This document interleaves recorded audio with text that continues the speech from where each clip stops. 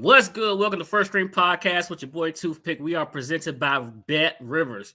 Make sure you download the Bet Rivers app or go to www.betrivers.com. On today's episode of First Stream Podcast, we will cover Juan Soto being traded to the Padres, the Miami tampering with Brady and Sean Payton. Lou Holder joins us. We'll discuss the Washington Commanders tight ends with him. How did Carson Wentz day go after a horrible Monday? We'll get into a lot of other things, including the passing of one of our greats, and we will talk about DeShaun Watson as well. We got a full plate today, so let's get right into it. Let's go.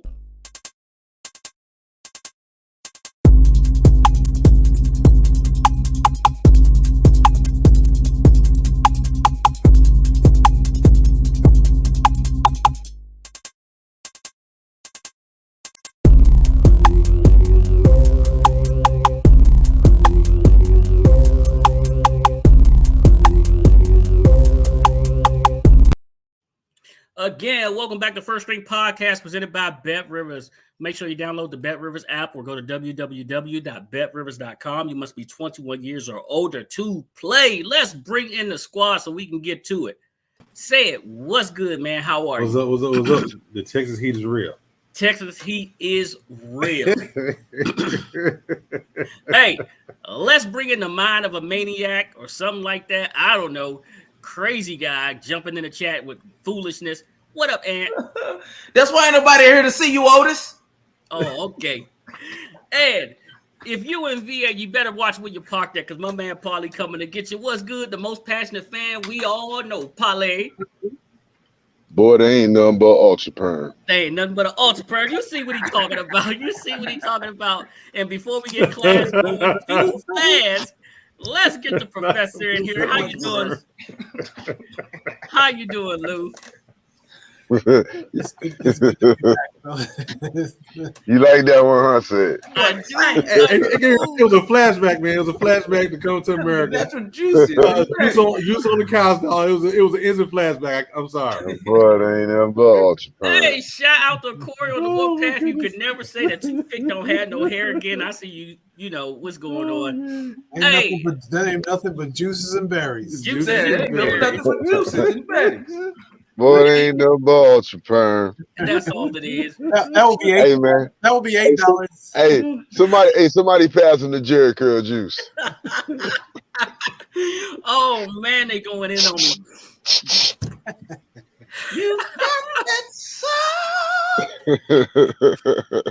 Bruce Glass, what's up? First in the building today. Said this is for you, man. 28-3. Look at Kyle. Say hi to Kyle. I'm gonna cut all your cash and checks out. We can cut them out. Kyle is consistent. If My man Kyle. Yeah. Plays his best cash and checks. KW_15. Follow him on Twitter. My man Follow Kyle. him on Man. Twitter. And then my man Droop's in the building. What's good, Droop? And of course, we got man of a mind, man of a maniac, something like that. Said, what's up, Cowboy fans? We don't know what that's about. And we told him, no, that's not how you start this chat off. Not at all. So cut it out, right? Free game. Free game. And Droop comes back, says, Cowboys up. Droop, you're going to get banned for at least 15 minutes. Dub's in the house. What's up, Dub? And Dub said, what's up to everybody here? What right? up, Dubs? And what up? Corey's in the house. Stephen A. Pick. Man, isn't he? Hey. He trying to come in here and start that mischief as always. Oh, man. You know Corey does what he does. On the warpath for real. So, hey, listen. On Sunday, we lost a great. Right? We lost Bill Russell. He's meant so much to the game of basketball. He's meant so much to us as a people. This is our first chance to get back and say what's on our hearts about this man. And before we get going, that's our first 15 minutes right here. Y'all in the chat, y'all tell us what y'all know about Bill Walton. And we had a professor here as well to help us with this as well when he wants to give his thoughts. Say it. What's good? What's going on, brother? I mean, the dude was a monster, man. On the court and off the court. I mean, He was a living legend to a lot of those big guys coming in who wanted to idolize him and be like him. You know, he was one of the first to be out there and handle that business, man. He's gonna be missed, you know, just for what he's learned and what he's giving back to these young guys and what he's giving back to the community. The guy's gonna be missed. I'm sorry for this loss, and it's a shadow for the NBA. Yeah, and well, I am one that believes that a man should never be held against a man the era that he played in. He had to win at whatever time that he was blessed to be on earth. Some people like Dub said is the real GOAT. He was dominant and a player coach on top of that. So those are feats that he was the first at, and we've not seen it duplicated for whatever the reason. So, you know, he definitely was a great and a legend, and, you know, respect to his family. You know, we definitely lost a great one. So, Paulie, on you. You talking about Bill Russell? Yes, sir. Oh man, I mean, hey, the resume speaks for himself. You know what I mean? According to Wikipedia, William Felton Russell was an American professional basketball player who There you played go. as a center for the Boston Celtics. You heard Wikipedia. But the resume speaks for itself, man. You know what I mean? Come on. We was 11-time champion, Hall of Fame player, Hall of Fame coach. You know what I mean? Activist. You know what I mean? He was a men's amongst men. You know what I mean? I mean, he sacrificed a lot. You know, I mean, you know what? People like Bill Russell, man. People like Bill Russell, you don't have to go down a long list of giving off his accomplishments and all that, because we all know. You know what I mean? You don't even have to go in the history books, because we all know what he's done. You know, I mean, he's been, you know, he's even at his old age, you always seen him at the NBA events, see him at the finals, you know, trophies named after him. You know, he always supported the younger players. I mean, he was like, you know, he stands amongst with Malcolm and Martin. You know what I mean? Yeah. He really does. You know, he was just that type of guy, that type of character. And you know, like Ant said, man, you know, condolences to the family. But I think he lived a long life. He lived a good life. And I know it hurts the family and all that, but on the outside looking in, you know, this is a time that and a man that should be celebrated and thankful that he was able to walk this earth for us, especially for all of us as black men. You know what I mean? So Yeah. I'll just leave it at that. Lou.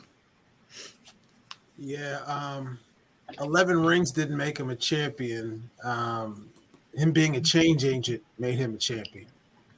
For me, you know, the basketball titles alone are enough. You can argue whether he was the greatest winner, whether he was this or that. 11 wins, 11 championships are 11 championships, you know. And in team sports, you're judged by how you inspire others to greatness. So he wasn't able to do those 11 championships on his own. He had to inspire in Boston at a time where it was a lot harder than it is now to even be playing in Boston. For him to have the universal respect from Red Auerbach all the way down, that makes him, to me, one of the greatest athletes that ever lived. I mean, he's up there on the, you know how I love the Mount Rushmores.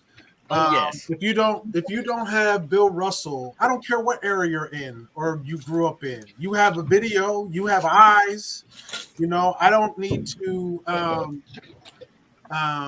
You don't need to know in any era that Muhammad Ali was the greatest of all time, right? You Right. Whether you are a new school boxing fan or an old school boxing fan, there should be some names that are just by itself enough to solicit that title. And Bill Russell is right there. So and so much more than what he did on the court, it's what he did off the court that makes him a champion for me. Black coach, being right there next to Muhammad Ali, asked to be one of the pallbearers for Jackie Robinson's funeral by his wife. His name and his presence is larger than his height. So that's we lost one of the good ones. But it's a life well lived, and I'm proud to say that's my fraternity brother. And so we're celebrating him in my fraternity Kappa Alpha Psi, just like we celebrated Will Chamberlain, just like we celebrated Sam Jones, all of them members of Kappa Alpha Psi that did great things on the basketball court. And as Paulie said, it's time to celebrate his life, not be mournful. It's time to celebrate his life and what he did for all of us. The 5 of us on the screen included, because without him, none of us would be able to do what we're doing right now. Exactly. And I just know this. I know that I listen to John Thompson like as if he was my grandfather, right? And when John Thompson said he felt safe around Bill Russell, that resonated with me. Like, it just hit differently when you hear John Thompson, who's a big man himself, say that he feels safe around Bill Russell. Can you come on, man? When Big John walked into somewhere, all eyes went to him. Things were different when he walked into a room. When he walked, he took up the room. He took the air out of the room. So when someone tells you that about a person, that means that person right there knows something. They're learning something from that person. They are following that person's footsteps. And John Thompson, as y'all know, was a man to follow. And with all things that he did, he demanded respect, gave respect, but earned that respect. So Bill Russell did all of those things and set that example for John Thompson. And that just means so much to me. Coming from him and my guy Ron O'Neill's in the building. Shout out to everybody that threw something up in the chat. Dub, 11 more than 6, the real GOAT. Bruce Glass, he has success no one will ever match. Exactly, right?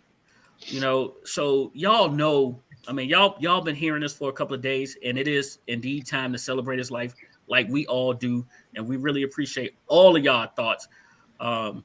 Each and every one of y'all thoughts, man. So Hawk TV. And Pick, I'll say this. One of the lasting memories that I have is of him and Kobe. It was like one of those, I don't know if it was All-Star or what, but they just had this interaction, and you can see the reverence that Kobe had for him. Giving out the MVP trophy every year, some of those things, that even something as simple as that can be big shoes to fill coming from a man that has endured what he did. Like he said, the things that he had to endure in that time in Boston, even being a great, there had to be no love there. And so I'm sure there'll be stories and things that'll come out that'll kind of put a light on the things that he had to display and the man he had to be during that time as well. So, hey, listen, they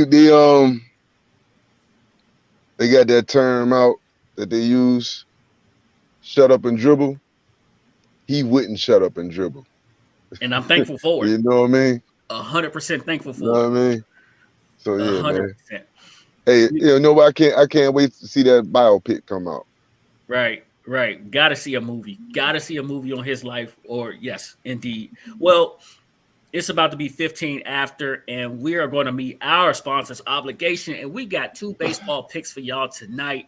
And it would only be right on the day Shout out Bet Rivers that Juan Soto was traded that we would have San Diego on our list of right on the day that Juan Soto heads west. We do have San Diego, but before we get to that, on the day that Toothpick Hairline heads west. Oh, sorry, go ahead. South. It's going south. Going to the left, bro. Right. He's not only a client. I am the president. We're going to start off with the Dodgers versus the San Francisco Giants. Here's the win line for the Dodgers, minus 157. Their run line is plus 122. I'm sorry, plus. That should have been 112. Shout out the graphics department for messing that up. That's 112 plus 112, okay? Shout out to the graphics department. Their brain is tight. Yeah. The Giants win line is plus 133. Absolutely correct. And minus in the headlock. 7.5 is the over-under. The over's at minus 118. The under's at plus 100 on 7.5. Said, are you ready, sir? Are you ready, Said? Let's start this off the right way. Okay, Said. Hey, get your pick. Who you got? Come on, man. Come on. It's one team. It's only one team just as hot as the Yankees, and that's them Dodgers. And we all know the Dodgers like to party. Lay hit the ball over here, over there. Oh, yeah. Over there. Oh, and let's not forget these. Oh, round give me them Dodgers and the over. And the over. Dodgers and the over. Dodgers in the over. Oh, was you describing the Dodgers or Toothpick's new hairdo? Give me Come on, Paulie. I'm ready for this. Let's go. Hey, somebody get the chalk out for Toothpick. He got a little glow going on over there. Give me the Dodgers, man, money line, man. Dodgers. No, matter of fact, give me the Dodgers with the run line. With the run line. I think that's a little plus 1. Yeah. Not 122. Yeah, plus 112. Okay. Do you like the over under, or you staying away from that one today? I like the hairline and the over. Hairline and the over. Line and the over. Yeah, good. All right. Hey, who you got, man? Man, listen, somebody got to place a little bet to win a little bit of money here. And I don't want to work too hard for my money. Well, I guess you need to shut the hell up now. Then, we're in a recession now, so let's go Giants on the plus 133 and give me the under. I think that's the only way you're gonna cash the ultimate check. You know what I'm saying? Is they keep this game low as possible, even with it being at home. So yeah, give me that. Give me San Francisco on the under. Okay, Mr. Holder, would you like to predict this game or pick this game? I'll pass. The doctor doesn't bet, so got you. I'll pass. Okay, so doctor. Pick is going to roll with Said and the Dodgers, and I do like the over because those bats are rolling. And Clarence said, LA Dodgers money line, and Corey says, Corey, we're going to talk, man. Corey, we're going to talk. Over. Bruce Glass says Dodgers in the over. Kyle, Dodgers money line. He likes the under. The under. Yeah, okay, you know Kyle's cashing them checks. And Show us said, hey, look. They was waiting for it. Hey, look, my man Cal going with the under. I'm going to go with the under too, man. You rolling with that? I was just blinded by that forehead. That confused me on the numbers. I'm going to have to powder that thing down. All right, the Padres playing the Colorado Rockies. They're hosting the Colorado Rockies. The Rockies win line is plus 160. Their over-under is set at minus 137. The Padres win line is minus 190. Their run line is plus 110. And we're looking at 8.5 here. On the over is minus 110, and that under is minus 108. All right, Ant, who you got? All right, now I took a chance on the last bet. My man raised no fool. They riding high today. They feeling good about life. Give me the Padres, man. Give me the Padres and give me the over. The Padres what, man? Padres what? Money line, run line, hairline? Well, you can't do both together, so you can only do the win line with the runs. You can't do it, so. Yeah, you ain't do either or. So which one you doing? 190 and give me the minus 110 on the over. The minus 190, minus 110 on the other. Okay. Yeah, you lose all your money, man. Give me the Padres. Give me the Padres and the run line and the over. Padres run line and the That's over. how you make money here. Say it. I don't know what y'all been drinking, but them Colorado Rockies have been a little hot off and on here the last few games or so. Give me them Rockies and that run line, that +1, the +1, the 1.5, the money line, the run line. No, the -137. -137. Okay, you want the run line. The run line. All right, now they are playing in San Diego, so no thin air of the Colorado Rockies, right? There's no thin air. Shut up, Corey. I already know what you're saying, Corey. Shut up. All right, I'm going to take the San Diego Padres as well. I'm following you, Polly. They said they feeling a little high, but I'm going to take that run line as well. So there you go. And Corey said, Paulie, you said you want the win, the run line, and the over?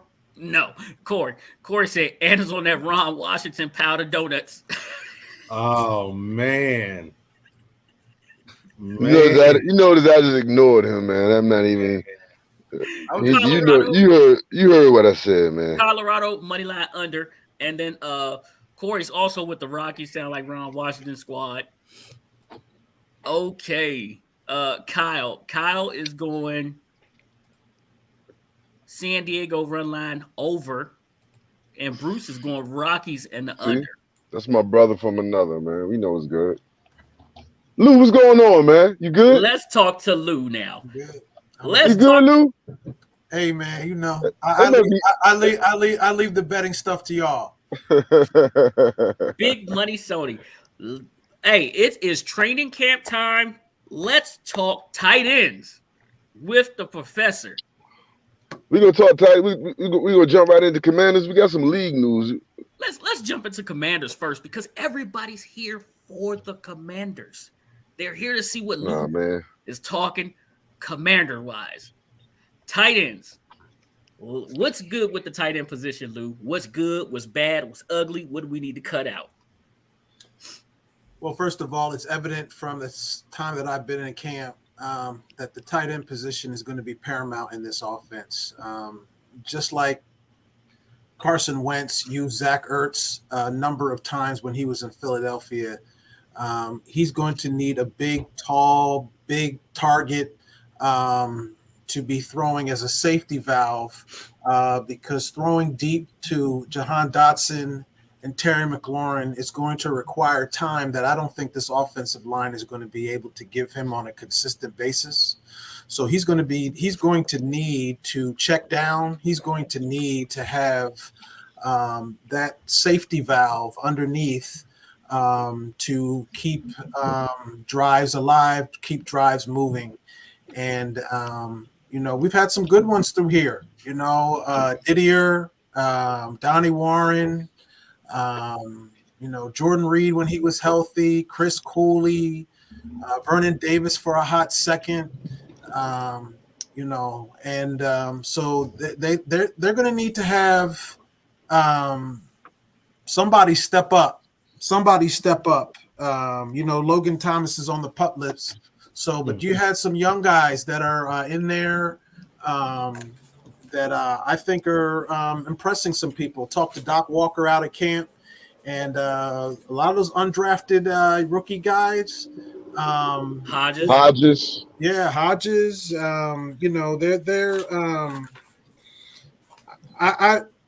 Cole Turner is the one that really stands out to me that I saw that Doc was really, really focused on. One or multiple of those guys are going to have to be playing on special teams and playing a tight end for this offense to be, legitimate to me. That's what I saw early on. And knowing Carson Wentz, he's tall. He's got a big arm, a much bigger arm than Taylor Heineke. But the thing is, he's slow. He's really he doesn't move around a lot. So he's going to need some weapons down low in the pocket, in the slots to keep drives alive because Dotson and McLaurin, they can fly. We already know that. But can he get the ball to them on a consistent basis? I don't think so. So we're going to need a strong run. Hold on. Hold on. You can't just overlook what Lou just said. Oh no, Paulie, I So- got you. So I know where you're going. you don't think no. So you don't think this is gonna be a successful campaign for Carson Wentz? I didn't say that. I didn't say that, Paulie. I just said that on a consistent basis. I'm not looking at week 1 Jacksonville only. I'm looking like all the way down the season, right? If he's to stay healthy, that offensive line needs to keep him upright. And for him to get the ball out, because he's not getting the ball out quickly in camp, and he's never gotten the ball out quickly since that first year in Philadelphia, he's going to need, and it was obvious. Look at the way he used Zach Ertz when he was in Philadelphia. What I did say is, in order for him to be successful, the tight end is going to be paramount. That's what I said. So my first question is, hold on, Lou. You gotta attack me now. I was just listening. I just listening to what you said. You said you don't think he can do it consistently, and that's why I said you don't think he's going to have a successful campaign. And I was talking about the longevity of it all. I'm talking because I'm in agreement with you, and these guys know. I've been talking about this offensive line, since we've been talking about this training camp. So I'm in agreement with you on that. That's going to be the key. And he need to make J.D. McKissick his best friend. You know what I mean? But, I would just, you caught my attention when you said you didn't think he would be able to do it consistently. So I was just trying to, get a feel for it. When I mean consistently, I don't think he's going to be able to hit Dotson and McLaurin consistently deep. Those are some burners. So they're going to have to either the DeShaun Jackson and being able to hit a DeShaun Jackson or things of that nature. Paulie, what I was saying is this offensive line, I don't think is going to give him enough time to do that consistently. Okay, so the offensive line. We are in agreement. We are in agreement. Yes. This offensive line is under the microscope. Praise the Lord, because that is a rarity. So my question is, with John Bates out, and we know that he can block, and we got Logan out, and we know that he can block, can Cole Turner block in line, or is it going to be a situation where he's detached from the line? Because if you're just on the field for passing, you're telling the defense what you're doing. What is Bates out for? I missed that one. He's hurt right now. He's been on the sideline, and that's why the young guys are getting a lot of burn. But what is he out for though? What is his injury? I'll tell you in a minute. Let me look it up. I mean, because if we just talking about something that we're not talking about, we talking about a month, 2 months, or we just talking about he got some soreness somewhere. He's got some things going on right now. So he'll be ready for the season. And Pick, you were asking Lou about Cole? Hip. Is his blocking up to par for a tight end? No, he's never blocked in an NFL game. I'm asking Lou. And he's okay. I'll just throw it out there. He's never blocked in an NFL game. Yeah, we're on the. Me and Paulie are on the same page for one, so I'm gonna let him speak for me. Hey Lou, I can never speak for you, my brother. But I can tell you how I'm thinking. I can tell you how I think you're thinking because I know what type of man you are. On this particular case, you are absolutely correct. So, but I don't think it takes a rocket science to figure out what the strengths are, right? The only person who really, really matters in this conversation isn't on the screen right now. It's his last name is Turner, and he's the offensive coordinator. He's got to be able. He's got to be able to do a better job putting people in positions for this offense to work. We have seen the talent. That's one thing that this team does not have a lack of, and that's talent. There's been many times, if we had this podcast at the beginning, there have been many Augusts, if we had this podcast, 10, maybe 12, sometimes 13 years, 14, 15 years ago, where we can say there's not talent everywhere on the roster. There is talent everywhere you look when you go out to camp. The offensive and the defensive coordinators got to put those people in positions for it to actually work.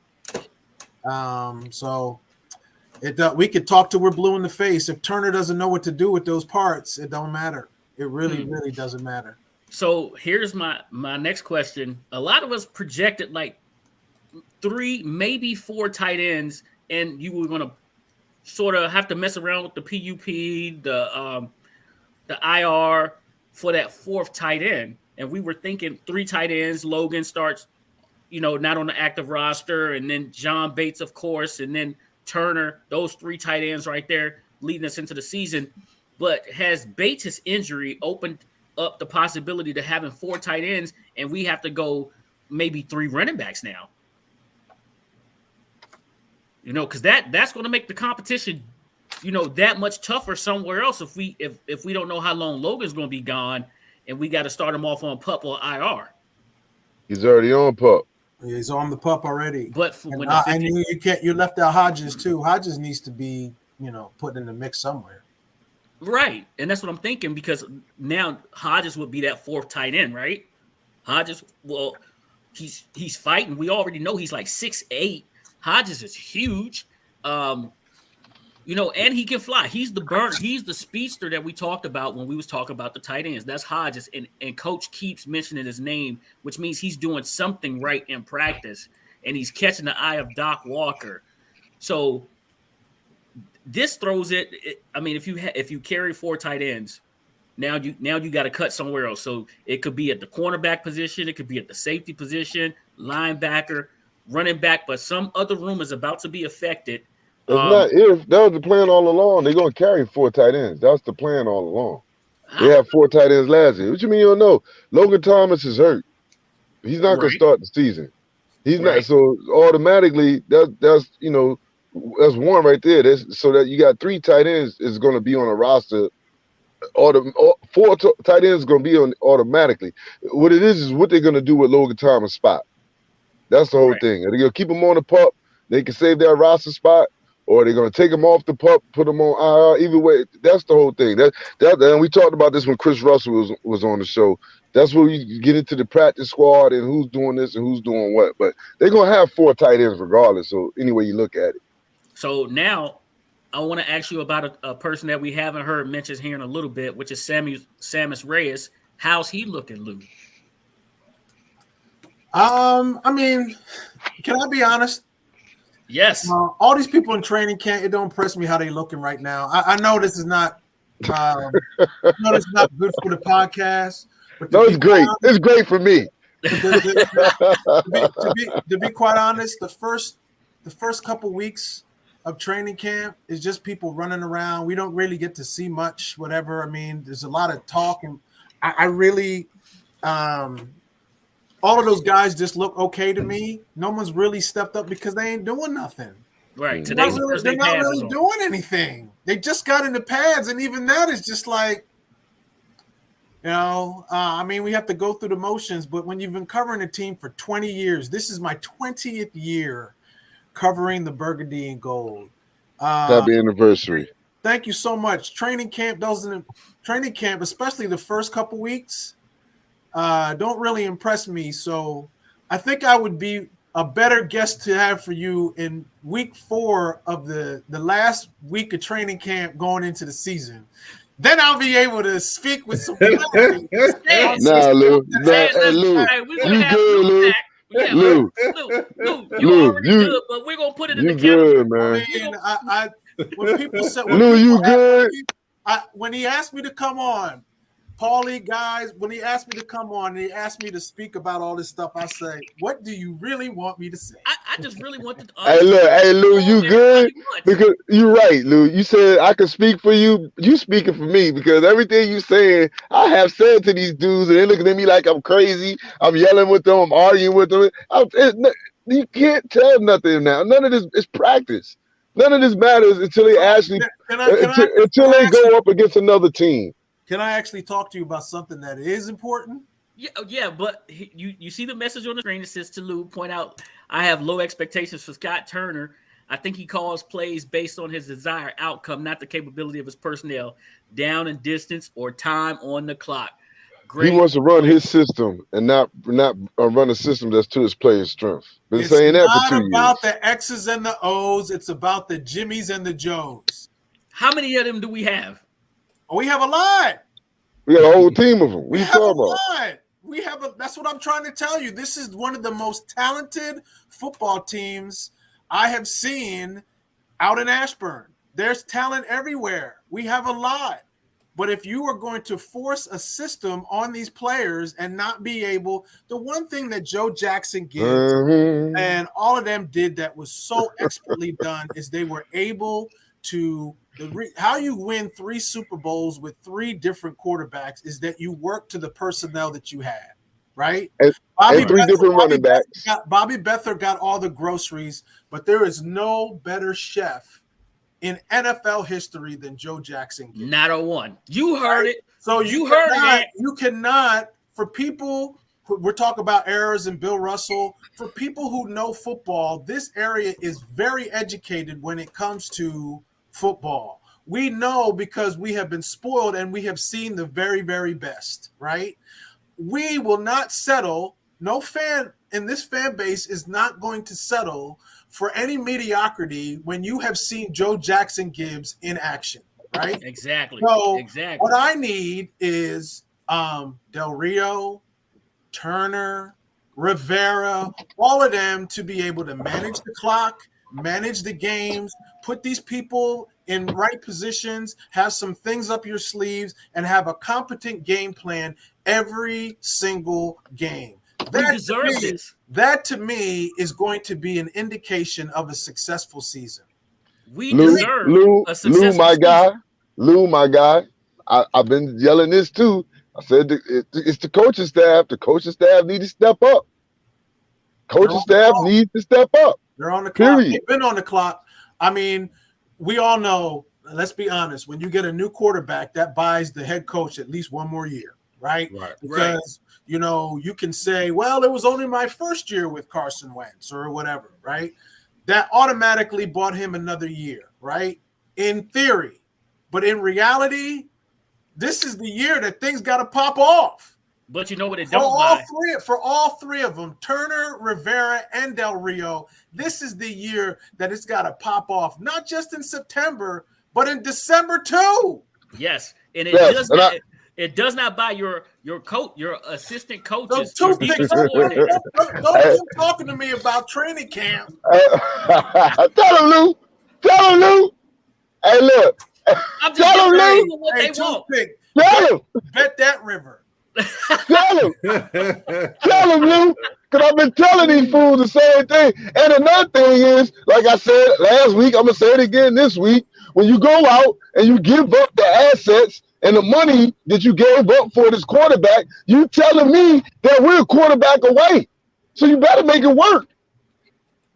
You better make it work. When you give up a 3rd round pick and you give and you paying the quarterback $28 million for 1 year, and you got to cut a whole bunch of players that was viable for your team, that had a productive season, like Eric Flowers. You know what I mean? So you telling me we're a quarterback away. So if we're a quarterback away, you made this move, you better make it work.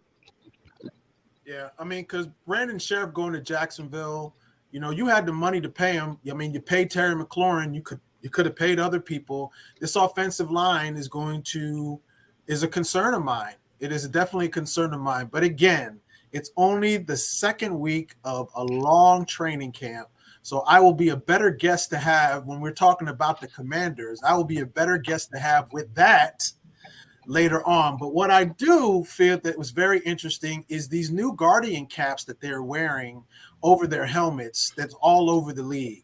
Now, we've had a lot of discussion in the media about these certain things. Some of the players don't care. Some of the players, Jonathan Allen, he hates them, right? Mm-hmm. I think that there should be nothing stopping the league from speeding up the process of having those things be permanent on the helmets, right? Yep. Spray paint that bad boy with the logo of the team. Yep. They're already wearing a helmet, so I don't know what the problem is. If you're going to stop concussions and everything like that, so you're telling me, okay, we'll try to do better in practice, but in the games, y'all go kill yourselves. But they only have to wear them during training camp. I said that too. I said that too. This has to be for every player, and it has to be something that you're not experimenting in training camp. You experiment with that in the OTAs and everything like that. When training camp comes up, You spray paint those bad boys. You put the logo on, and you wear those as helmets. Hey, Lou, you my guy, Lou. I don't agree with that, but I definitely said that. Like, what kind of sense does this make? So you're gonna wear them in training camp, and then you're gonna take them off during the regular season in the game. Wouldn't that make you more susceptible to get injury, a head injury? Number two, they have helmets. All this technology out here in this world, they have helmets. They have helmets already that could limit concussions. It's never gonna be 100%, but they got helmets that could limit it. But because the money ain't right, they got a contract with this person, got a contract with that person. You know, they won't bring these helmets into the league. So it's there, man. If they want to fix something, they can fix it. But it's all about the money. I bet you they're getting a nice little cake of money for these little Guardian things too. So it's not even about. Come on, man. I'm tired of hearing about this safety shit when it comes to the league. It ain't nothing about no safety. It's all about money, security, security of the bag. I'm gonna let y'all in on a little secret, okay? Now I've coached youth football from the East Coast to the West Coast, and my last year of coaching youth football was 2015. I coached at Oak Harbor, Washington. Part of this little league's practice gear was the Guardian cap. We saw those way back then, and Sean Springs has developed a helmet that little leagues are wearing, and the concussion numbers are way down. And it's the way that the helmet is designed and the protection from the chin strap that helps with these concussions. And it's just an amazing helmet. My son wore it, played football. It's an excellent thing. So the things that Paulie is speaking about with this helmet, he's absolutely correct because they're using the youth level already. Can I go back to this it's off the screen now, but could you read what John said about Brandon Sheriff? I want to address that. Brandon Sheriff wasn't on the field enough to be a must keep. If we kept him, we'd still have someone else on the field at 50% of the snaps. Facts. I agree with that one. Basically saying he's hurt too much, giving him all that money. To me, it's about checks and balances. I'm not giving all that money to a guard. Period. That's my opinion. A guard that was often hurt. He missed more games than he played. Eric Flowers is the guard that I would have kept. Yeah. And I said that the first year before they let him go to Miami. I said, yo, I would have signed Eric Flowers during that season and traded Brandon Sheriff. I was screaming to trade Brandon Sheriff for 3 years because he didn't want to be with the organization. It was clear that he wanted to move on. I mean, which is if he didn't want to be there, fine, go ahead and go.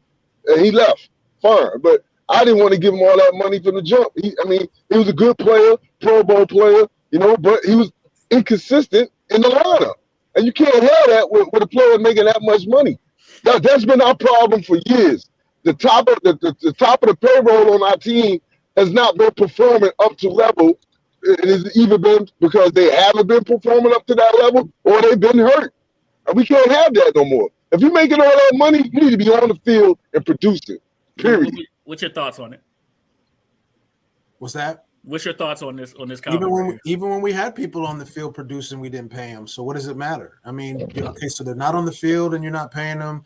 They're on the field. Again, this fan base is not falling for the banana in the tailpipe. We've all saw the hogs, right? I mean, we were watching Timmy Smith and other people that were not great running backs have holes the size of avenues that you could run through because that whole offensive line needs to be in Canton.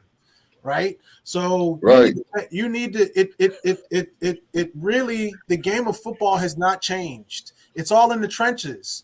And I would rather pay a Brandon Sheriff than a wide receiver or somebody you can't even get the ball to. So I think you put your investment in the offensive and the defensive lines, right? Because if you can't control the line of scrimmage, you're going to be a cellar dweller, right? And this team has not been able to consistently control the line of scrimmage for a long time. Yes, sir. That's 100. And I agree with you. I agree 100 on that. I'm not even a GM, and I can figure this out. I agree with you 100% on that. But I I don't think Brandon Sheriff was that player you invest that money into. I'm not saying, but they didn't do it for Trent. They didn't do it for Morgan Moses. They didn't do it for. I mean, it goes on and on and on. They did it for Trent. They did it for Trent. Trent made good money here. They, that this last situation with Trent, it was just the part where it was just too much. It was too much. And I was one of the guys that defended Trent throughout the whole thing. You know what I mean? And when it came down to the end of it, it just too much happened to come back. Right. That's all, man. I mean, they gave him money. He got 2 contracts out of him. He wanted the third. And I wasn't mad at him wanting that third. It should have happened right then and there with the whole Bruce Allen situation. But it didn't. You know what I mean? So you can't say they didn't give him the money. He got the money. He didn't get that last contract. Okay. And Ron kind of like Ron tried to treat him like everybody else because it was Ron's first year there or whatever. He was trying to set a tone. But now we know that tone is out of tune. But I don't know. But back to Brandon Sheriff, to me, he wasn't that guy he wasn't a building block, man. Wow. And he was a Lego. To go back, Lou, to what you were saying, is it that you're saying that training camp just isn't that important, or you're saying it's important, but it's just not enough going on to make that an emphasis of conversation? It's not enough going on to make an emphasis of conversation. I mean, it's to me, it's a means to an end. We have to have it, right? You have to have training camp. People have to be able to write stories. People get off on predictions and stuff like that. And I did it first, is what I'm saying. But right now, when asked me the question on, is this person going to be this or this person is going to be that, it's too early. It's too early. So that's basically what I'm saying. Right. And at the end of the day, to me, the players need to be put in positions for them to be successful, right? Right. The storylines and everything, they're great, they're cute, all that stuff is going on. But when you want to see productive football, I just bite my tongue, bite my lip, and just wait for productive stuff to start happening, right? When Toothpick said, you know what, did Carson Wentz how did he bounce back? That's it. Did he rebound today from a bad day on Monday? Right. Mm-hmm. My thing is, we already know the defense is going to be far ahead of the offense. Right? Not today, because today they're in pass. Are you going to let me finish? Are you going to let me finish? Are you going to let me finish? Right. Lose all one today. What Carson Wentz and the offense does, and what the defense does in the first 7, 8, 9 days of camp doesn't impress me at all. It just doesn't. It just doesn't. And the truth shall set you free. That's what I said, man. Listen, when you, because I know you record these shows, right? When you have me, we're live. We are. There's no editing today. No, I didn't. He's not listening to me. You're not listening to me. I said when you record because this show is being recorded, right? Yep. Yes, it is. What I'm saying is when we go back to the videotape, right? And you have me on in September, whatever, and we really start talking, right? Then you'll see the change in my countenance, because then we will have something to actually talk about. Well, so it don't matter. It doesn't matter if the defense won today or if the offense won today, right? That's basically what you're saying. Right now, that's just it's practice. You can't get excited or critical. You can't get excited or critical about it, right? Have to go back and watch tape and pick up on their cues. Did you get your arm out? They got to fix their technique. So that's really what I'm getting at is, are these guys learning from their mistakes? Like if you come out and have a 4 interception day and maybe you missed this defense, and then you see that defense the following day, and you know you can't throw that crossing route in a zone. Of course, man. Hold on. Of course. Of course, he's gonna learn from that because he's learning the offense. But to come out on the show and says he lost, the offense lost, and Carson Wentz was horrible. Oh my God, is he gonna go back and what is he gonna do for tomorrow to make it a better day today? This man already knows this because it's practice. That's why he's making these mistakes. That's not true. That is true, man. That's exactly what y'all came out. The show, no. The last show we had, the show before that, we came out here and said the offense won the day. Why are you screaming? How much talking? Because I'm tired of hearing. I'm tired of hearing about this, man. He came out and said the offense won the day, and I said the offense don't matter. The offense don't. I'm speaking my opinion, and I'm speaking my opinion, and that's how I feel. I don't care how you feel. I don't care so what. I say what I want to say. That's how I feel. All right, and I'm gonna say what I want to say. It don't matter. It don't matter if the offense come out here. It don't matter if the offense come out here. It don't matter if the offense come out here and lose a day or the defense lose a day. They're going up against the same team every day. They're doing the same thing. It don't matter until they go out there and play against other teams. That's when it matters. No, Paulie. Hey, Paulie, my wife is in the next room watching the Home Garden channel, so you need to keep it down, bro. Thank you, Lou. You only been telling Paulie this forever. I mean, she's watching the cooking channel, and you got her all. She's right. No, it's fun though. No, on a for real, I see where you're coming from, Pick. I want to see more progression. Like again, Turner, the tight end, has been one of the early standouts in camp, right? Because you can see that he's taking all the tutelage that he's getting. You know, I love the storylines of the undrafted free agents that are coming in and are trying to grab and compete for a spot, right? But the meat and the gravy of what the 5 people on this screen and the other people in the chat really want to happen, the meat and everything like that, that's not going to be revealed until late August, early September, right? Then we can really, really have discussions about, okay, when they had that first preseason game versus the second preseason games, when you're playing another team and not your own, right? That's when, you know, the Jacksonville and the Philly and everything like that. That's what I'm really looking forward to for this podcast, is when we start talking about real opponents, because the only opponent out there really right now is themselves, right? Right. And they know each other. The defense every year has always been ahead of the offense when it comes to training camp, right? So, those type of questions, just like what you all have on the betting on the baseball and everything, I'm gonna reserve my comments until I can actually speak to said things, right? And I'm not opposed to that. Ant, you had something you wanted to say. Okay, so what I was gonna say is training camp is one of those things that, like you pretty much were saying, Lewis, a necessary evil type of thing. More bad can happen than good, because you're hoping that these guys make it out alive. You know, you could lose a starting center or guard or anybody for the season before it even starts.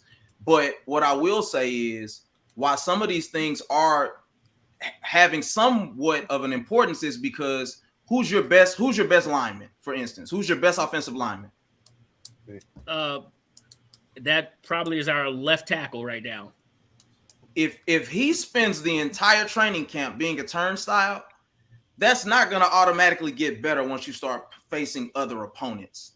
So assume that everybody's going to learn. No, some people just have terrible offensive line, and they may do very fine against the guys they see in practice every day. Doesn't mean that it's going to automatically equal success once they get out there against other guys. Look. So there is an ebb and flow to it, where you do want to see these guys consistently do something well, and that's my only point on that. Yeah, it doesn't equal that they're going to go out and tear up the league, but you do want to see these guys start to put stuff together in a certain way. That's all I was saying. Eric Flowers' first season with us, he was getting his lunch handed to him on a daily basis. To our own Doc Walker on the radio, you heard him giving Eric Flowers the business on the radio. The whole preseason, he was getting his lunch handed to him.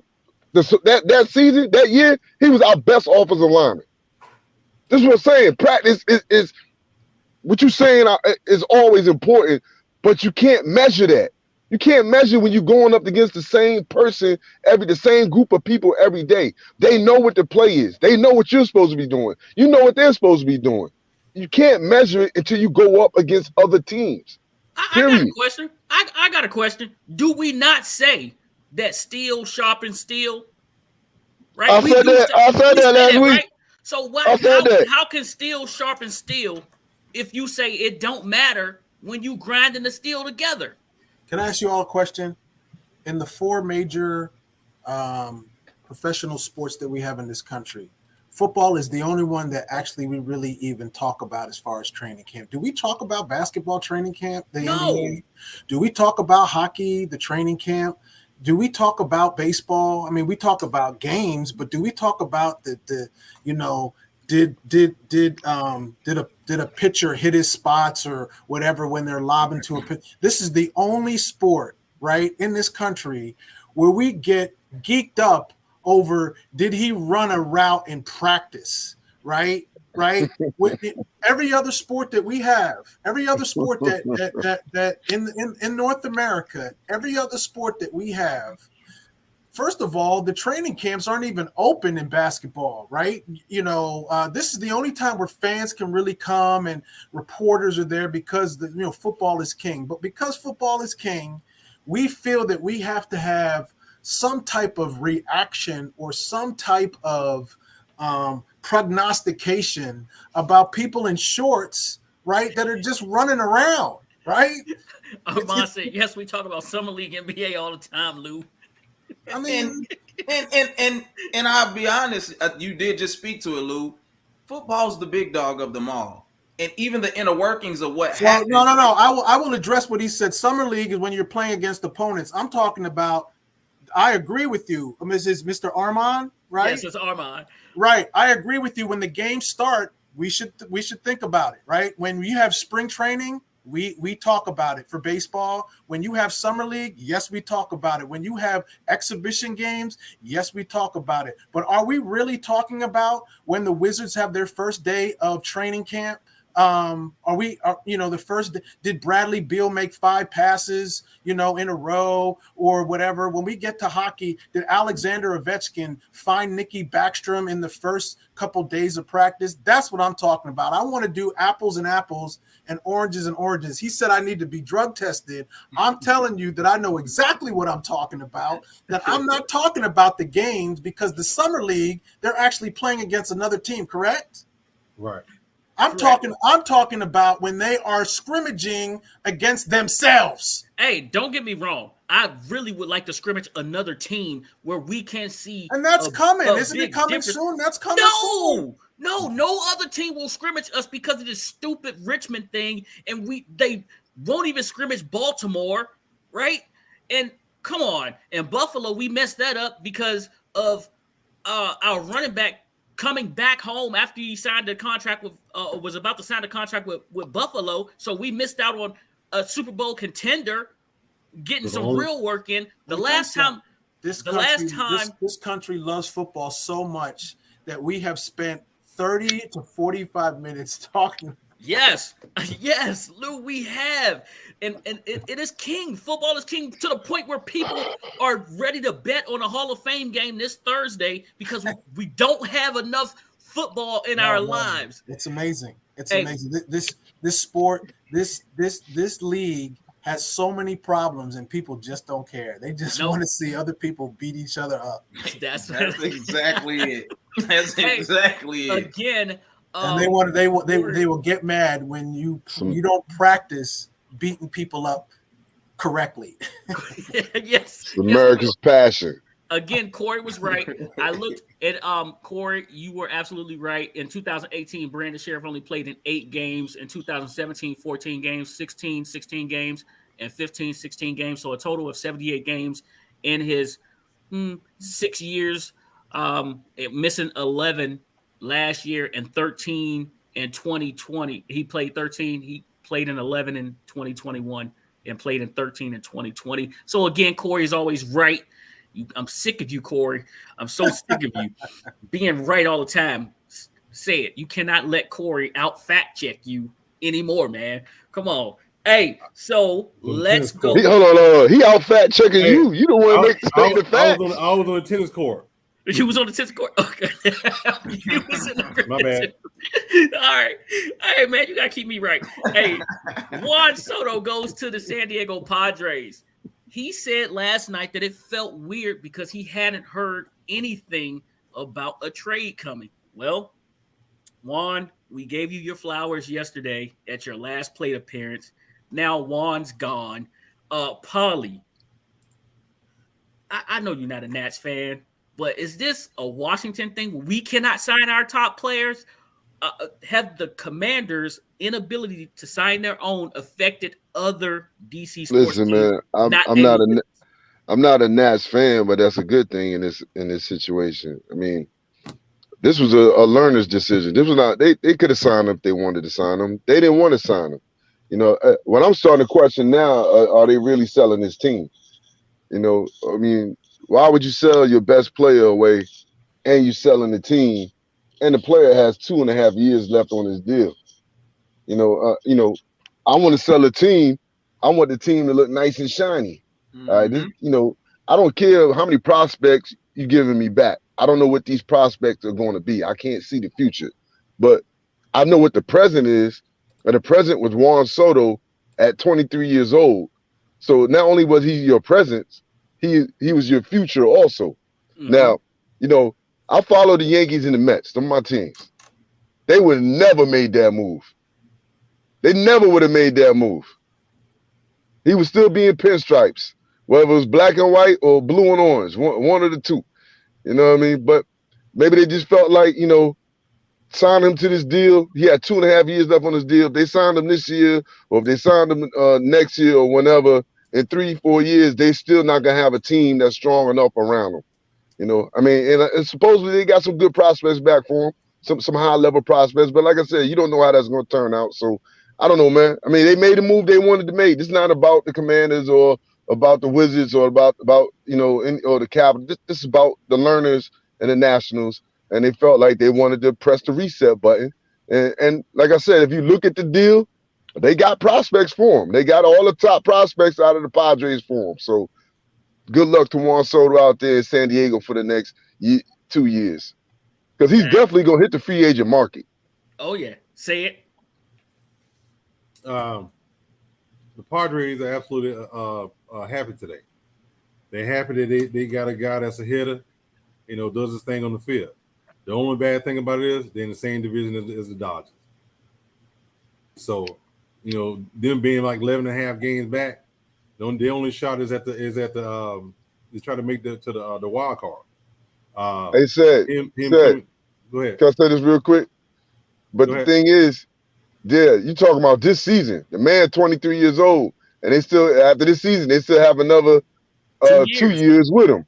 So they're not really they're looking at this season, but next season they get to start out fresh, 0-0 with a Juan Soto, 0-0 with the Dodgers. With a young core. Yeah. He's still under. Go ahead, continue. My fault. I just want to throw that in there. Go ahead, sir.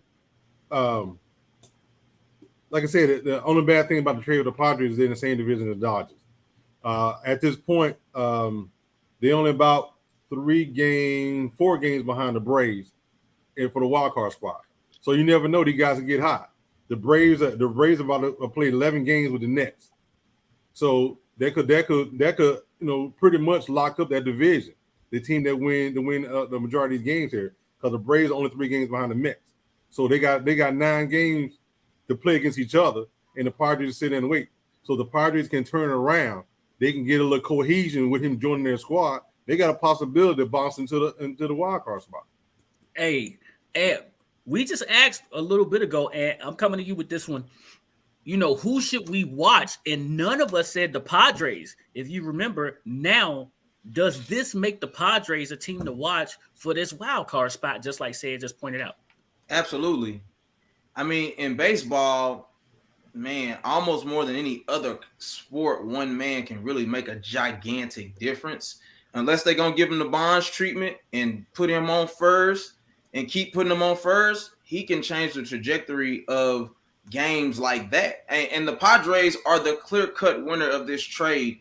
Listen, prospects are cool, and they can be the number one prospect over the last 7 years. But if they haven't did anything on a major league field, you can't chalk that up to anything to be hope. I mean, as cash money, it's just hopes at this point. We know that Juan Soto is going to continue to knock the laces off the ball. That's just the bottom line. So it definitely puts them in position to make some noise coming down the stretch. You know, whether you believe in the morale thing or not, if it'll give them a shot in the arm, we will see. But he's definitely going to make an impact. So, all right, Lou. Well, I mean, when Paulie talked about, you know, the reset button, it seems like the learners have been doing the reset button for a minute. You know, Bryce Harper, Anthony Rendon, Trey Turner, Max Scherzer. I mean, all of these were on this roster, right? Wow. It's very similar to having all of those Sean McVay and Kyle Shanahan and LaFleur all in your building, and you let them all go. You know, it's the same thing with these players. I mean, this team has had talent. You know, and for every Ryan Zimmerman and whatever that stayed for an entire career, you let a lot of people walk out that door. And I don't know what, you know, where they're trying to go, what they're trying to do. But, you know, that was the one guy out of all of them. I mean, Bryce Harper, it was a shock, but, you know, he wanted a lot. But when you said, you know, the Anthony Rendon or whatever, is like, that's the one. When you had Juan Soto and he was part of your, because he was that one that I thought that they would really, really try to keep. So if you're a Nats fan, you're really, really frustrated because which one of those players that I just named to you kicks you or punches you in the stomach more that you lost, right? Got to be this one. Huh? I said it's got to be this one right here. I mean, you can't be 100% that, you know, some people are like, yo, I never would have let Bryce leave the building, you know. Some people would say, yo, Anthony Rendon was at his peak, you know. So it's a good question to have, but it's an unfortunate one to have because there's a lot of them. I just rattled off five guys that were, I think 4 of them were on the roster at the same time. And they're all gone. They're all gone. So I don't know who. I guess the question is, who is this team selling now? Like who's coming to the ballpark to watch who now? Right. They don't have the world's best hot dogs. That's for sure. Well, so they ain't selling that. And it's not an inability to play people because who was the pitcher that y'all paid that's pretty much toast now? Strasburg. It's not an inability to pay people for sure. Hold on. And Corbin. Yeah, facts, Paulie. And so I mean, and this is the thing, Lou. When we talk about any franchise, with the exceptions of baseball in some cases, because you know you can pay those guys whatever, but winning and contracts coming up, I mean that's the number one thing that'll break up an NBA. I mean an NFL dynasty. A lot of those, they start poaching coaches and, you know, assistants and all this and that. That's just the name of the game. But in this instance, I mean, how much money is there really? If you're naming off those 5 guys, and I know there's a lot of money to go around in MLB, how many of them can you realistically pay, or do you want to realistically pay? Like you said, Juan may be the guy out of all of them that you're like, can't let him go. But it's like some of those guys, it's just gonna happen. You know what I'm saying? So I don't know. It's just kind of interesting. I think you win a championship, of course, but, you know, all good things must come to an end. Paulie. Louis, you about to say something? Go ahead. Okay. Hey, Ant, they let them all go, though. That's the whole point. They let them all go. Let him. You know what I mean? Again, he's speaking for me. This is like weird that me. Yeah. No, I agree. That is super weird. They let them all go. Yeah. They ain't keep Nail one. And we sit down at 757. Nail one. Hey, look, and to touch on Corey, no, Mike Trout's not winning chips, but there's absolutely nothing there. He was the only guy. The pitching sucked. The lineup sucked. And that's where Rendon went, right? Yep. Mm-hmm. Yes. Yep. That actually was a good move to not to sign Rendon because he's been hurt ever since he's been there. For the most part. Facts, Paulie. Facts. Can we go back to the NFL for a little bit? It's your show. I mean, you the one jumped the baseball. I did because that was home. But let's go NFL wide real fast, okay? The Miami Dolphins got dealt a mighty blow today for tampering. However, they did they were let off the hook for the Brian Flores thing. They were found innocent of telling Brian Flores to tank games. But they did tamper with Brady, who was under contract at the time with the Tampa Bay Buccaneers, Sean Payton, who was under contract at the time with the New Orleans Saints, and they have been hit with a okay blow, but a large fine. So the Dolphins will forfeit one of their 2023 first-round draft picks. The owner has been fined $1.5 million and suspended until October 17th of 2022. Hey, so are you telling us that you can tell a coach to tamper, go out and lose games, but because you never had it on paper or wasn't in an email, that Brian Flores is absolutely telling the wrong thing here? I mean, that's where I want to start is Brian Flores' credibility. I mean, well, from the article that I read. Hold on. Wait, what did you say? Hold on. Before the article that I read just before I left to come home, they actually said pretty much what Brian Flores said about the owner being upset about him winning. They didn't say the owner said about him tanking, but him being upset that he was winning. So what's the difference? I mean, that's what the lady said. I mean, the difference is one is explicitly stated, and the other one is that's just the nature of the beast. Like if you want them to tank or whatever, it makes sense. But I guess my question is, first of all, what did Bill and them get clipped? What round pick did they get clipped for the whole cheating scandal thing? The third round, second or third round pick. Talking about the Deflategate. I mean, talking about the recording, the videotape gate. Yeah, like second or third round pick. So both of them were second or third round picks for the Deflategate and for the recording. One of them. I don't. To me, I think the picks only matter if you lose. Like if you're winning, those picks aren't going to matter much. I mean, yeah, you want picks. I get it, but it's like the more you win, the less those picks are gonna. I ain't gonna say they don't matter because they do matter. They're picks, but bro, the number one pick they had to give up. You talking about? Hey, look, let me say this, yo. The whole thing. Let me say this. The NFL is full of shit. That's all it is.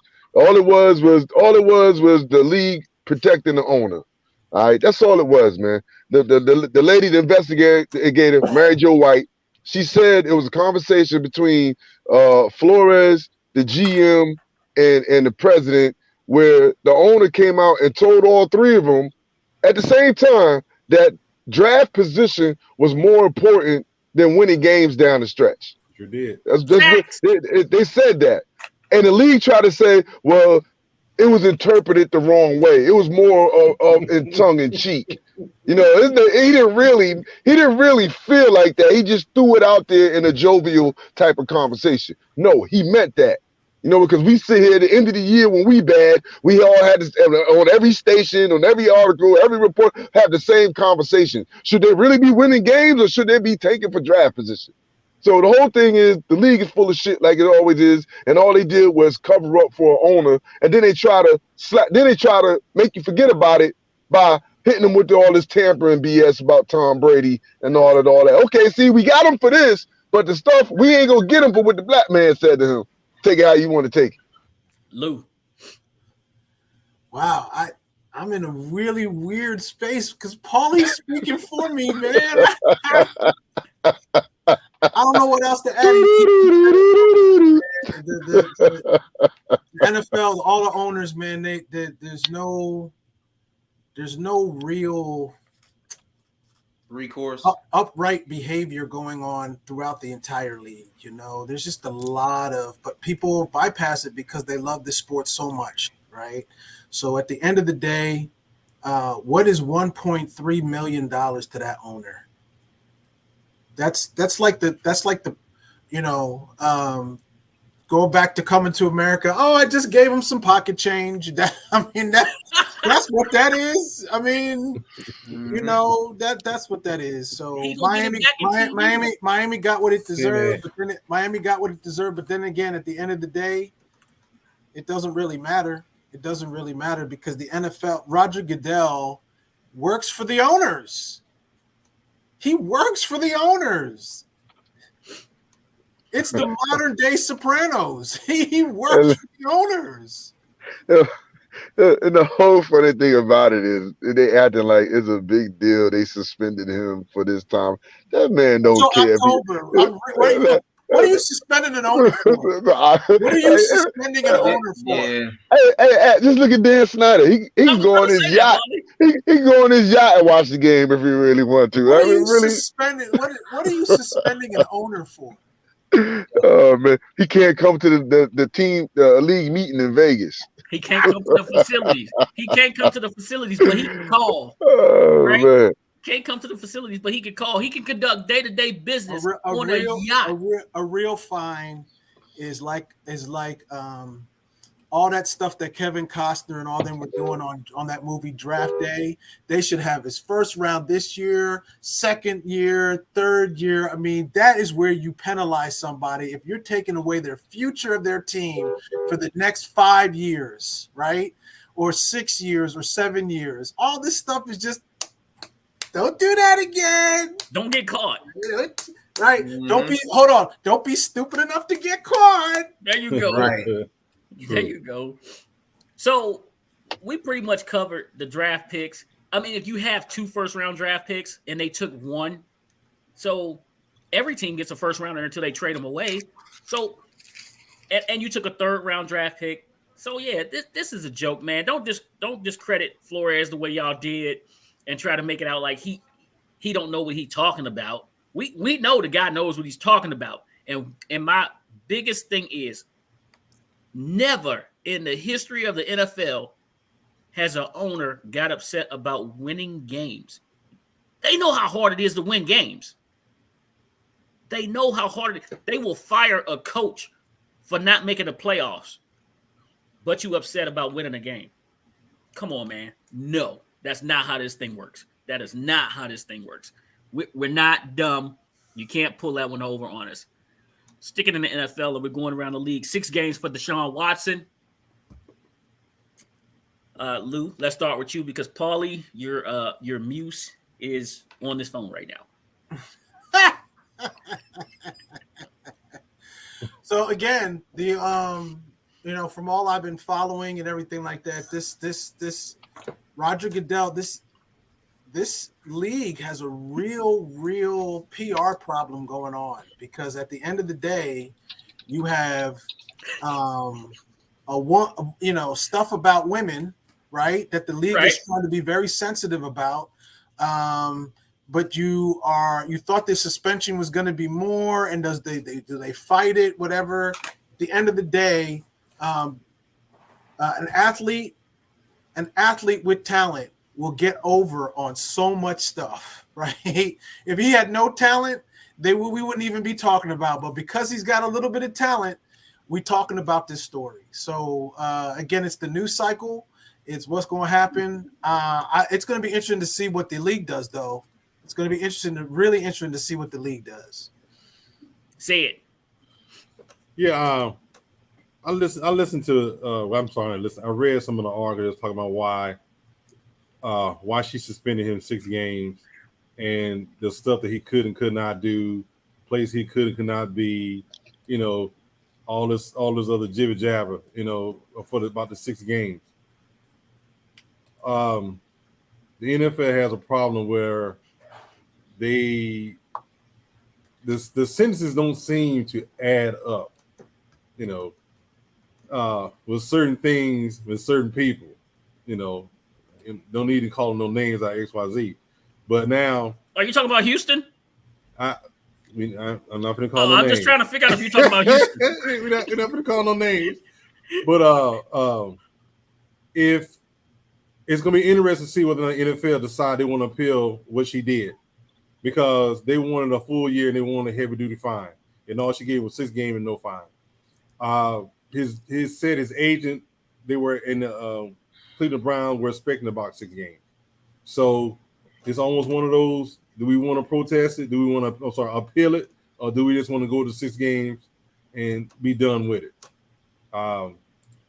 It's a toss-up, man. All right, so let me move up so y'all can see me. So Ben Roethlisberger got 6 games and got it reduced to 4 after way more heinous and personal attacks to a female than this guy just trying to get his freaky on with the help of the organization. And you're trying to tell me you want to suspend this man for another season? Yeah, I know. He wasn't suspended last year, but come on. We all know he was suspended last year. They wasn't going to let him touch that field last year, whether he wanted to play for the Texans or not.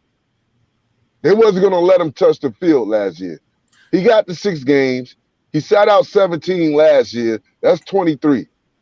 All right? The best thing the NFL can do now is let this go. Let him do his 6 games and keep the league moving. Didn't two grand juries in Texas decline to charge him? Decline to charge him.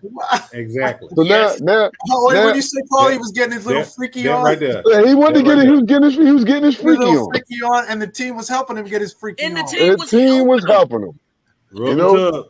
So the best thing the league can do, unless you're gonna go after the Houston Texans too, which they're not. I haven't heard any type of fines or suspension or anything about the Texans. You know what I mean? Let the man do his 6 games. Obviously, he's happy with it. He's just ready to move forward. The league need to move forward too. If he needs a future massage, he should do it in private and not go to a spa. Oh, well, that's in there too. Ant. I think it's absolutely egregious. Egregious. I think it's egregious that they're trying to give him 6 games. You know, I hate the fact that, you know, even with the whole dog thing back in the day with Mike, and then it was the guy Babino or whoever who like cleavered a freaking dog with a hammer, and we heard nothing about it. You know, the fact is this: was there something that probably was freaky going on? Absolutely, but to the tune of 26, I don't believe. You can't get me to believe it. And the fact that people want to say or ask the question, well, why is he paying people if he did nothing wrong? Well, stupid. The same reason you going on. Hold on. It's the fact that you don't want to drag out 26 cases in court. You pay for it to go away, and it's not always because you're guilty. Yep. Like I said, I would not deny that he had something weird going on, but we know that was overblown. The team helped with it, and they knew about everything that was going on. And when he decided he didn't want to play for them anymore, they decided that they were going to take it to the max with him. Ant's been reading my notes. Forget about the 6 games. If you're gonna, it should either be reduced or go away. But to try to act like y'all are gonna press the issue, like Paulie said, he was suspended for last year. And then one of the lawyers get caught on video, on audio, saying, "Tell us what you want to do, and we'll make the case go away." Say that again. One of the attorneys. I ain't saying you said it. One of the attorneys was caught on tape saying, "Let us know how much you want to pay, and we'll see if we can make it go away."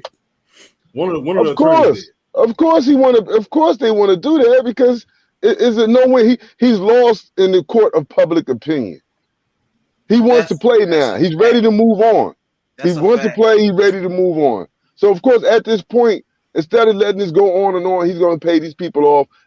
Houston, the Texans have paid some people off. 30. And the issue with it is not the fact that we think he's squeaky clean. The issue is the fact that now you just get to believe that he's some, Rex Ryan extremist, by people who don't even know him, and it just gets to be the narrative that gets pushed. So, hey, listen, the Houston Texans knew about this. They kept it in the dark, and it grew and it festered. And when they had the opportunity to call a young man and tell him that they was going to put him out there, they did it.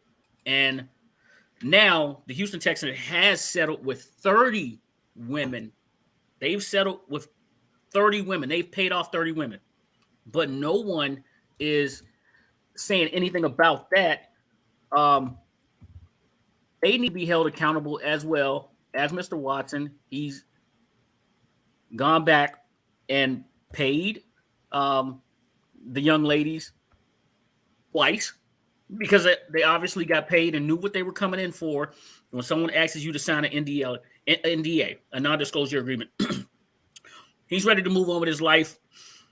Let's see how he carries himself from here on out. Also, the lawyer, the federal judge did put into his sentence that if he is going to get any more massages, that they need to be held at the team facility by a team's authorized masseuse and not a masseuse off of Instagram. Well, you know, when you're making millions the way you're making millions anyway, there's no need to have 40 different masseuses. No, the problem is he definitely needs an Instagram masseuse, not a professional. They get offended. That's how he got in trouble. Oh well, we know what you're talking about. Craigslist. Yeah, you gotta go Black Web, man. Professor, got a question for you, Professor. Thank you so much. I hope it's not about massage because I've been married for 20. I'm good. No, it's not. It's definitely not about massages. You always gotta be careful with Pick, man. He might throw something in there, man. I got. Oh no! Sometimes I can't pull audibles at the line of scrimmage with you, man. Omaha. See, the problem with that is, and what DeShaun Watson need to learn, bro. Look at me, DeShaun Watson. Do your dirt or buy your lonely. Listen. What was your question? My question is, it actually was a statement first. We want to say thank you for joining us today. We will definitely have you back when things become a little realer, like maybe after the third preseason game, and we can get a review. All right. And we'll have you back during the season. But we miss you so much. So here's my question. We miss you so much on the Travis Thomas Experience. Tomorrow is Wednesday. Can you do us a favor and put out things that make you go, tweet tomorrow? Please. Hold up. Hold up. Lou, all you got to do, this show is recorded, right? Just go back to YouTube and screenshot a picture of Toothpick's hairline. Things that make you say,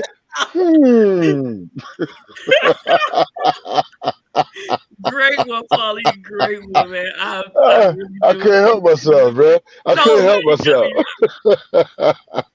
Now y'all know why I've been wearing the hats. But yeah, can we get a things that make you go tweet tomorrow? I think I can do that for you. I'll dust it off and I'll break out one. Thank you so much. So make sure y'all want to look out for that there tweet. Don't forget to follow each and every one of us on Twitter. Hey, you can find us here on Tuesdays, Thursdays, and Saturdays, right? Hold on, we forgot something, man. What's that? We forgot 2 minutes with Ant and the Cowboys. So what's going on with Gallup? Come on. Nah. What's going on with Gallup? No. I wouldn't even be talking about that. And it's 5 minutes, but no, I wouldn't even be talking about Gallup. No, it's There's a lot more to talk about. Now's a minute and a half. Whatever, Paulie.